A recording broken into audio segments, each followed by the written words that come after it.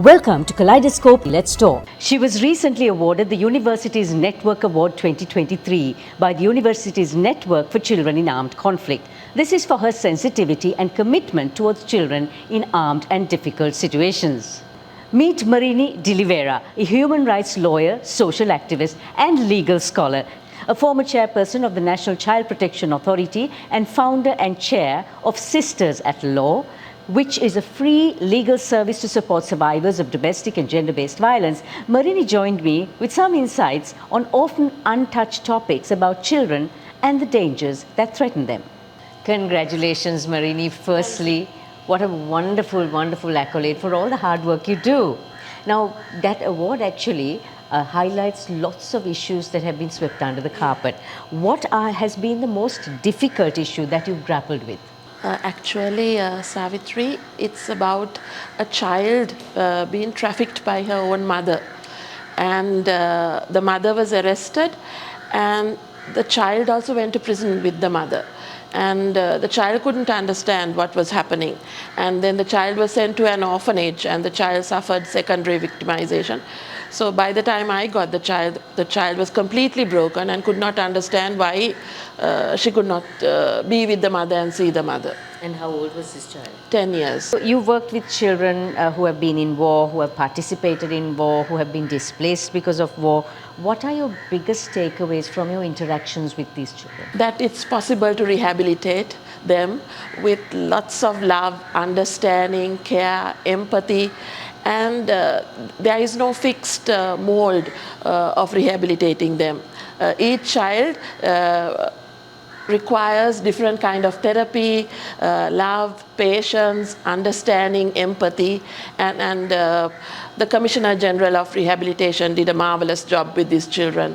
And I participated in the rehabilitation sessions, and we did a lot of art therapy, drama therapy, dance therapy, and little by little they came out of the shell, and today they are doing very well. They have integrated into their societies, and they are like normal, productive citizens of this country. I know there's no one size fits all, but in general, what are the fundamentals you employ in that rehabilitation process? We try to get close to the child because there is lack of trust. When we go from the south to the camps in Telipalai and Vaunia, they were very unfriendly, and there was no eye contact, and they were not willing to talk to us. So little by little, with the use of music, painting, lots of splashes of paint, you can get them to come round and work with you and open up. You said children are rehabilitated and they go into the community. Yeah. But tell me, how does the community react when these children come back? That was very difficult. So the immediate family and the neighbors, we had to prepare them beforehand. And little by little, we established these bonds. That also through a lot of street theater, drama, interaction, and the parents and the close relatives were visiting them in the camps, in the rehabilitation centers. Were there any rewarding moments of these that you remember? When I went to Hindu college to do art therapy with them, the children were hugging little dolls with broken hands and legs, with no hands and legs. Children below 10 and early teens. So I did a teddy bear project, and I went to the schools and asked each child to contribute a teddy bear, and gave each child a teddy bear, and they gave it a name, and they started playing with the teddy bear, and they drew pictures, and they told stories about the teddy bear's life and what the teddy bear's dreams are. So that took attention away from them to the teddy bear. And what they wanted in the future, their dreams came through the teddy bear. Now, in your work as a head of the NCPA, what are some of the lessons you actually learned about the plight of children, about the children in fact? Yes. We had a 24-hour toll-free helpline, 1929, and the largest amount of calls were from children who needed care and protection, either from the neighbors or a relative or a school teacher who had seen something in the lives of these children that was unusual and a bit weird. So they used to call us and say, oh, this child is neglected, this child is suffering cruelty. So there was no place till we went before the courts and got a court order. There was no place for these children to stay. So supposing we got that call on a Friday, till Monday the child had to suffer, or if it was a long weekend, supposing the stepdad was inflicting cruelty or even sexual abuse, we had to wait a long time till you went to court, found a lawyer, got a court order, and got an order in our favor. So there was no shelter. So I set up a shelter when I was at NCPA to house these children, an emergency shelter. So after my tenure, that was closed down. What role does poverty play in children's freedom in this country and outside of it? Yes. Poverty is one of the most glaring human rights violations. So that means they don't have a basic standard of living. Their human right to education is violated, human right to food, to clean water, to a clean environment, the right to go to school, to interact with others, then the right to dignity and self-worth, all that is violated. So, and children are considered chattel. Then there is sexual exploitation, there's forced labor, there's forced prostitution. When children are below the poverty line, they are very vulnerable. Would you say parents are also responsible for this situation that children get into? Yes, of course. 80% of the parents are responsible for what the children suffer. And parenting is not taught at any level. Even a booklet on parenting is not given. We still have children, who come to us and say, oh, my mother beats me up and locks me in a dark room, and my father has hit me, with a cane. So still you get that kind of thing, and it's shocking. What are the common myths or misconceptions of children in armed conflict? That they cannot be rehabilitated. Even the driver who went with me to the rehabilitation center said, Madam, what are you doing? These are baby terrorists. What are you trying to do? It's just a waste of time. They think that once you are recruited to an outfit or to a movement, you're gone, that you cannot bring them back. But I must say, as I said earlier, Commissioner General of Rehabilitation and the Army did a marvelous job. They had these beautiful training programs, very interactive. Initially the children used to, when we asked their name, they used to just faint and collapse, pretend that they were fallen, so that they didn't need talk to us.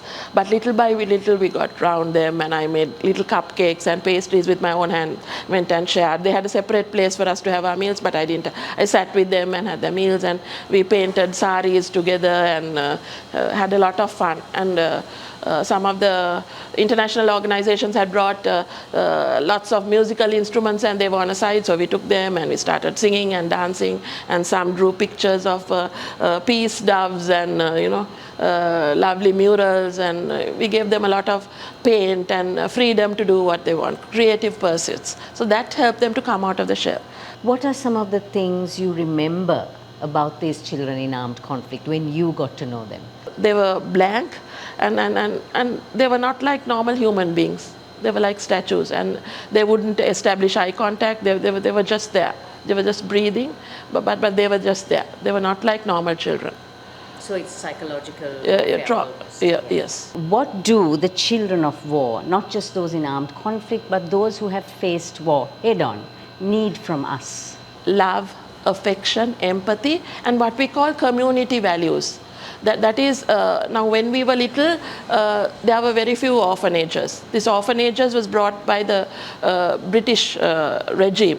Earlier, those days, they didn't have orphanages. If the mother died, either the mother's younger sister or the next door auntie who looked after the child. So the child has a sense of belonging to the community. So community values, inclusivity, empathy, sharing, caring, those have to be promoted. How does the trauma of war manifest in children when they grow up? They have that within them. They are very likely to be antisocial and angry with society, and they might have a streak of violence in them, and they might be perpetrators of crime. That's why it's very important to rehabilitate and welcome them into the community and show them a lot of love, affection, and include them in everything we do. You've trained army and public officials on human rights. What insights do you have about the line of thinking exercised by people in uniform and people in public service? When they come to us for training, they are very rigid and they go by the book. But through my training sessions, I have a lot of role play, and they become the victim, and huge 6-foot officers turn into victims or into a child or an elderly abused victim. And then I say, you are humans in uniform. In Sinhala, I say, Manushek. You're also a human being, and the people you are serving are also human beings. So law enforcement is very important to promote a rule of law society and democracy in a country. So professionalism is vital, and work ethic is vital. So you cannot discriminate. You have to be fair. You have to be reasonable. You cannot abuse power. You can't take wrong orders from the top. You have to be a good human being and be very professional.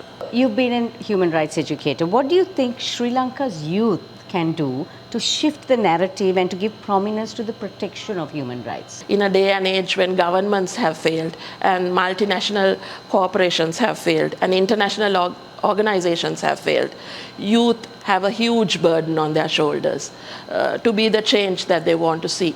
So youth first have to empower themselves. They have to educate and empower themselves, and then they have to develop empathy, and then you have to arm yourselves with the problems that plague society. For that, you have to do research.